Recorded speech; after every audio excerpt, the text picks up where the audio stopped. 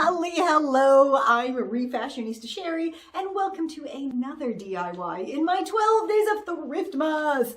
Now, I was going through my dresses today, and I found this fabulous vintage 80s number. It is just, I love this so much, and I don't wear it enough. And you know what? It has, there are two pockets. Yes, it has pockets, two pockets, and they are nice deep pockets too. And I was thinking to myself, you know, I actually get asked a lot about how to do the perfect red lipstick. I don't know why, but apparently my lipstick, when it's on, it looks pretty darn good. So today I thought I would share that because it is the festive season when, you know, we that wear lipstick are wearing a lot of red lipstick, and I do have a vast and varied red lipstick collection. So you know what? Like I said, that's what we're doing today. So come on, let's go finish this look and put on my lipstick. Welcome to my little bathroom. So these are all little tips and tricks that I picked up over the years, and you know, some of them are going back a couple of decades actually to when I was, you know, a young fresh-faced model.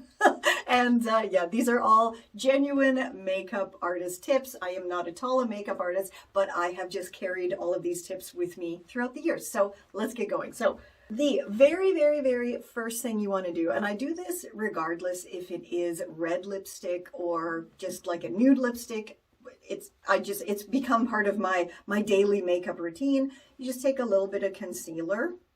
Now, I'm not going to put any product links or anything because this is just all about using what you already have in your house, right?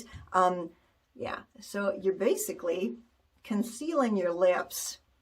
You know, you want to get rid of your lip line as best as you can. And you can, you know, blend it however the heck you want. Use your fingers, use the brush, use one of those fancy schmancy beauty blenders. I've never used one of those. I always like to use just a brush. That's my weapon of choice for makeup. And again, this is pretty much the same brush I use for doing the concealer around my eyes. There's not a lot of high-tech equipment going on in my Refashionista makeup routine. Anyway, okay, so you see my lips are there, but they're pretty concealed. Next, you want to just grab some powder and, you know, set it with powder. That's it. You're just setting your lips with powder so it doesn't move. And this really does help your liner stay in place and helps your lipstick stay for hours and hours and hours. I've always been like a big fan of lipstick. You can probably tell from all of my videos, I don't wear a lot of makeup at all. I know nothing about doing fancy eyeliner and everything, but lipstick, you know, is my jam. That's always been my go-to, is a massive variety of lipsticks. So, you know, I like to think I know what I'm doing when it comes to applying lipstick. Before we start with the liner, I guess I should choose my lipstick here. Now, these are some of the reds that I have, but because this dress is pretty bright, I think I'm actually going to go for this one because it is like the brightest red that I have. So let's get the liner that goes with this one. So the next step is to grab your liner. I have a vast and varied lip liner collection, and here I have my nudes and pinks, and then here it's my reds. So we're gonna pick one from out of this one. So this one is the brightest one that I have, so I think we're gonna go with that. But it clearly was recently used. I've been doing a lot of red lipstick recently, like I've said, and it absolutely needs a sharpen because you always want to start with a pretty sharp lip liner. La la, that's actually too sharp, and I don't know if anyone else does this. Let me know down below. When it's like to a crazy like pencil point like this, I just kind of dull it a bit on my hand, because otherwise, when you line your lips, you see, I don't know if you can see this here, but the point like broke off, and then that's going to be a really unattractive bloop that you'll have to fix with a Q-tip. So yeah, I just dull it a little bit till it's, you know, not such a crazy point anymore. Okay, so we're doing a bit of a close-up here on my lips, and you can see they are not nice kind of voluptuous lips at all. And so a trick that I was taught years and years and years ago is you want to go, there's kind of like a shelf, if you can see. You have where your lip ends here, then right directly above it is a little shelf. This is how it was explained to me in the 90s. So you want to go on the shelf and you're going to trace around that shelf. And you can do the same on the bottom. You have the exact same thing on the bottom here. And actually when you put on the concealer and the powder, it really helps to see that shelf better. Okay, so some people, I wonder actually if people still do this. Some makeup artists always put like an X here, here, here on my lips, and then it gave it a really nice kind of point. Personally, I don't like doing that. I just kind of, you know, follow my lip shelf.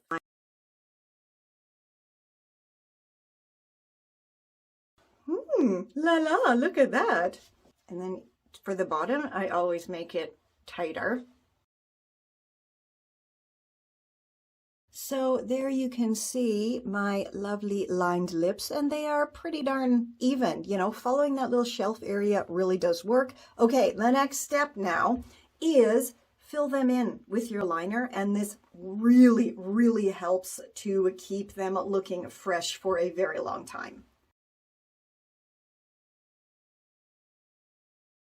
Now, it doesn't have to be perfect. This is, you know, the lipstick is now going to go over top of this, so you can just kind of scribble them in, but make sure you do not go over your exterior lines. You can thicken them up a little bit if you feel the need to, but other than that, let's just move on to the lipstick now. So this lipstick is really, really old. I can actually remember when I got it, and it's embarrassingly old, and I know makeup does eventually expire, but this is still working, so I don't care because I like the color. Okay, some people will say, oh, use a lip brush, whatever. I don't. It's my lipstick. I don't share lipsticks, you know, ever. So yeah, let's just put it on. I put lipstick on kind of like my grandma used to, like,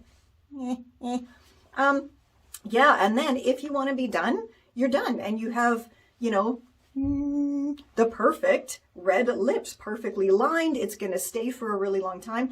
If you want it to stay for even longer though, stick around. So this is yet another tip from my now decades old modeling and acting time in the 90s.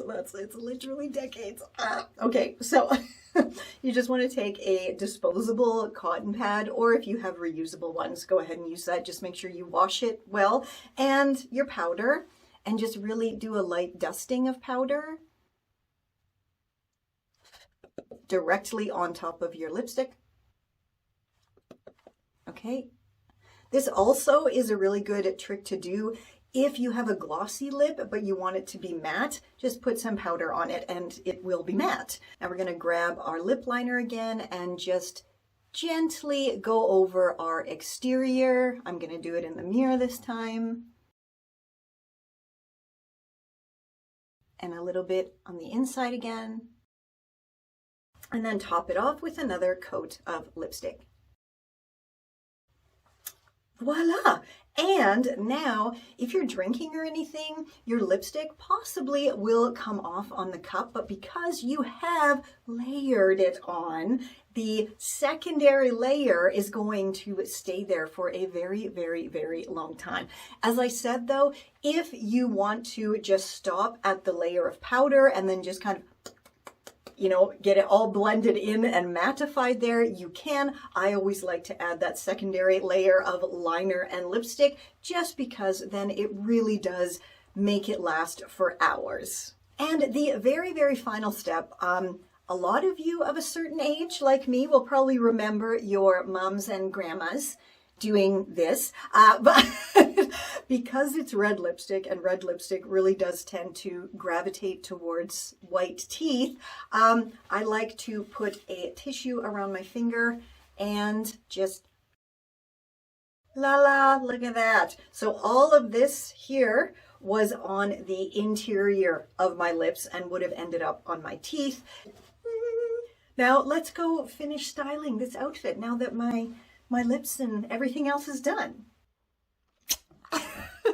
And there you have it, my perfect mid-1990s red lip. And yeah, it was back then when I was in my early 20s, in the mid-90s, when I was a struggling actor and model, where I learned loads and loads and loads of makeup tips and tricks. So please do let me know down below if you would like me to share some more of my vintage makeup tips. I actually already shared a major FX makeup tip that I learned on the set of a very, very, very, very low budget, very, very terrible horror movie that I did in the 90s.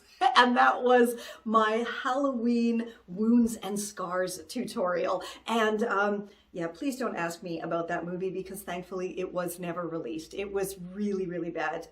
It was fun, but it was really, really bad. Anyway, if you would love to see more of my 1990s makeup tips and tricks, just, you know, say, hey, yeah, share the 90s with us, and I will, because it's quite fun, you know, remembering all of these kind of things that I did in my younger years.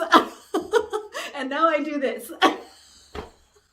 So it's just interesting when you look back on your life and see all the things that led you to where you are in the present. It is quite hilarious.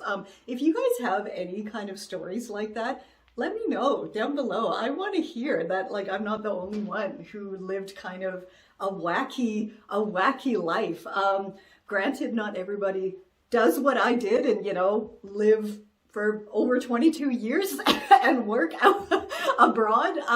But yeah, I'll link that video down below for you too, so you can see exactly what I did and how I did it, because I did do it by myself.